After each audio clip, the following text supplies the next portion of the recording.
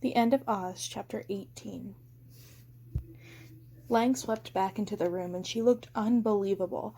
Her costume consisted of closely fitted bodice of glassy black feathers studded with faceted obsidian that caught and held the lantern light.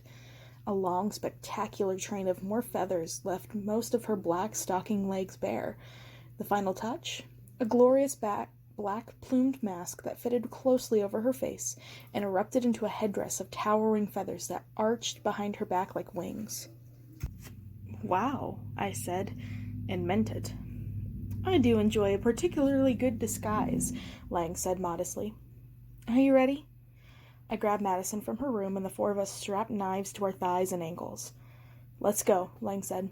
I squared my shoulders, took Nox's hand and followed her out of her hideaway and back to the eerie underground lake where the dragon boat was waiting for us.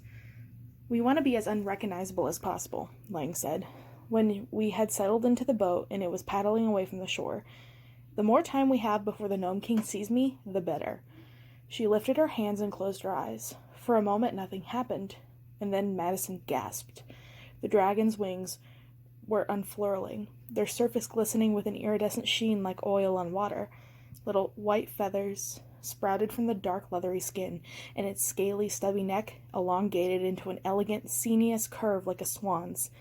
Lang's fingers were moving, and I could smell something electric and spicy, like the sky before a thunderstorm. Magic. In front of our eyes, the dragon boat was turning into something unrecognizable. A swan. In Ev, Lang used her magic to become a chameleon, someone whose very face changed consistently. Her whole life was a disguise. I wondered what would happen to her if we won, if she didn't need to hide anymore. Would she be able to ever go back to being normal? Someone who moved through the world as herself and not someone else. I wondered if she even knew who she was anymore underneath all the masks. My journey down the road of yellow brick had been a clarifying one. I knew myself better now, and I was stronger. Lang was strong and crafty, and I just hoped she'd been rewarded with the same sense of self. As the beetle captain navigated us along Ev's underground waterways, more and more boats packed with people, decked out in spectacular finery, began to crowd the river. Some boats were living creatures like ours, huge swans and thread-thin gold brindles, car-sized fish that swam half out of the water, even a giant, decidedly evil-looking crocodile. Others were made of wood and metal, some of them so delicate it looked like a single wave might swamp them, others as massive and solid as tanks. Like us, the other guests were in disguise. I saw exotic birds and reptiles, wild animals I recognized, and plenty I didn't. One woman was costumed as an owl, in snow-white feathers scattered with diamonds. Another wore the inky black pelt of some kind of jungle cat, like a second skin, cut so low in the bodice that her overabundant assets threatened to spill out of her ensemble together. Their escorts were dressed as the Tin Woodman. That was in poor taste, I thought, and the Wizard of Oz, complete with three-piece suit and a top hat. Unlike the actual wizard, he was young, handsome, and possessed of a full head of thick, dark hair. Also unlike the actual wizard, he was alive. My gaze flicked back to the center of the fake Tin Woodman's chest, and I thought back to when I held his glowing, throbbing heart in my hand. I shuddered.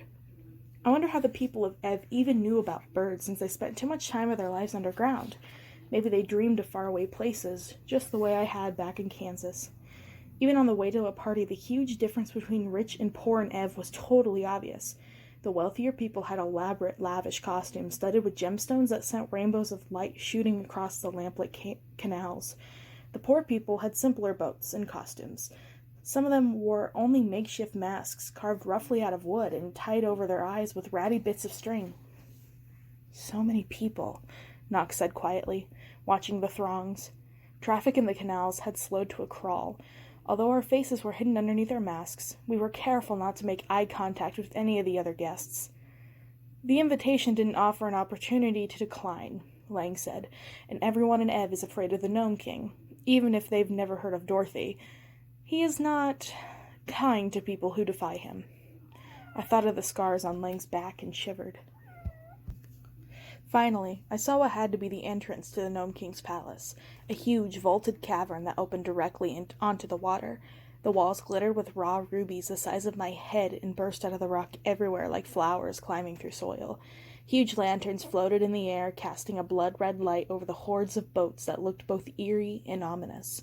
Next to me, Madison's, Knox, and Lang's costumes seemed almost to come alive in the unearthly light, as if the costumes themselves were living creatures. A massive dock extended out and onto the canal, where a group of heavy-armed, white-skinned creatures impassively watched the guests disembark. They were hideously ugly, heavily muscled, and covered with scars and tattoos, and they looked mean as hell. Those had to be diggers. Liveried valets parked their boats along an obsidian marina.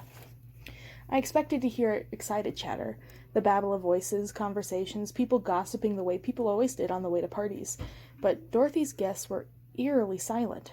Rich or poor, every one of Dorothy's guests had one thing in common. They looked terrified. Their eyes were wide with fear, their faces haunted.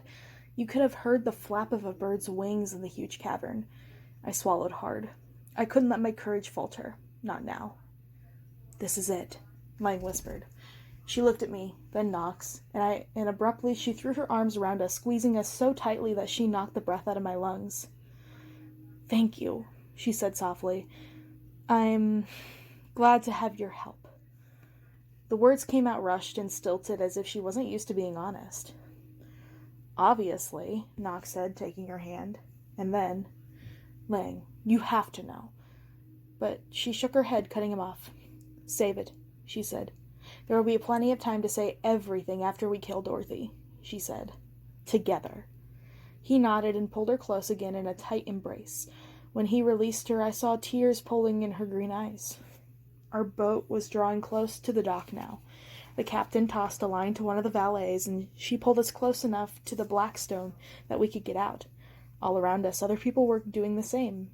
We were here. Whatever else happened at Dorothy's wedding, I had to give her credit. It was the most impressive turnout of any party I'd ever seen. And that's including in my mom's collector issues of People magazine from Princess Diana's royal wedding. With all these people, staying hidden in the crowd wasn't going to be a problem.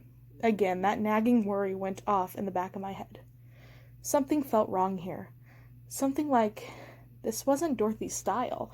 She was vain and shallow and careless, at least when it came to certain things, but she wasn't stupid. She always had a plan. This many people left to their own devices, it was too risky for someone as paranoid as she was. Even with the Gnome King's forces, there were so many people filing down the gangway and into the Gnome King's palace that it would be impossible to keep track of all of them. Why would Dorothy leave herself upon to that kind of threat? I shook off my doubts and climbed out of the boat. There was nothing we could do now except stay alert.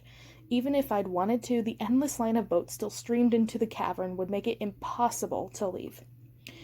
For better or for worse, we were in this mission all the way. Hopefully, we'd have a little luck, or magic on our side this time.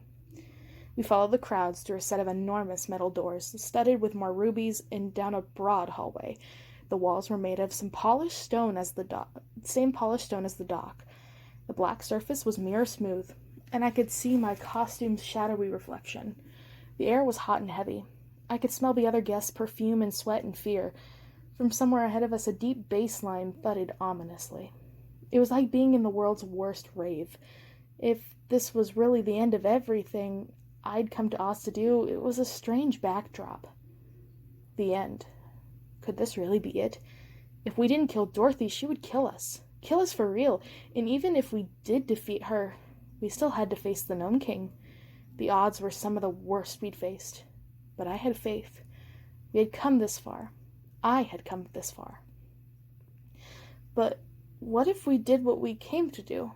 If we won, it would mean I would find a way to get us back to Oz, which meant keeping my promise to Madison.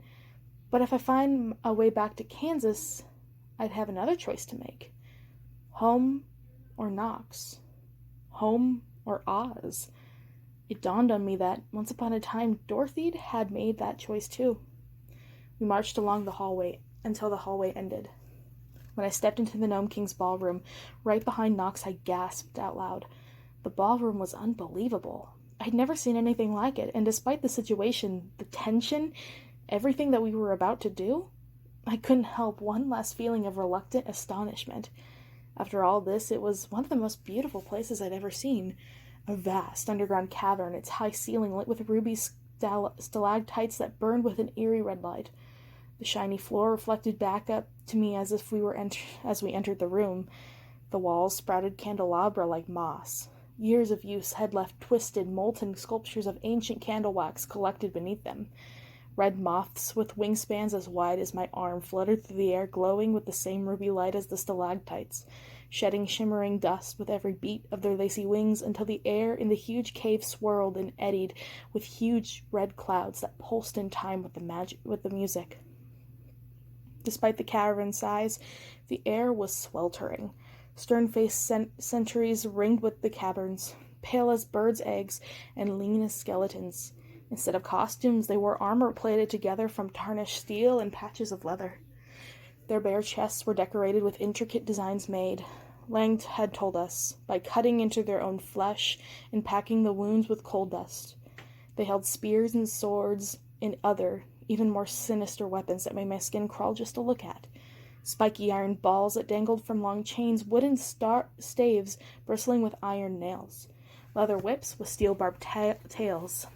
I guess the Gnome King liked to remind his guests that they were here thanks to his generosity, and misbehavior was punishable by death. The Gnome King himself was nowhere in sight. Most of the guests had used the masquerade as an excuse to bear as much skin as possible. They were dressed as old-fashioned courtiers in elaborate powdered white wigs, velvet suit coats with tails, and dresses cut dangerously low. Women dripped with jewels, their fingers blazing with gold and gem-studded rings, their exposed skin dusted with glitter and sweat. Even the men wore jewelry in the Gnome King's ballroom. Ruby-decorated cuffs and rings, a nod to the Gnome King's favorite stone. I thought of the people we'd seen starving above ground, and how many of them could be fed with just one of those bracelets cost. Then I put the thought out of my mind. That wasn't why we were here.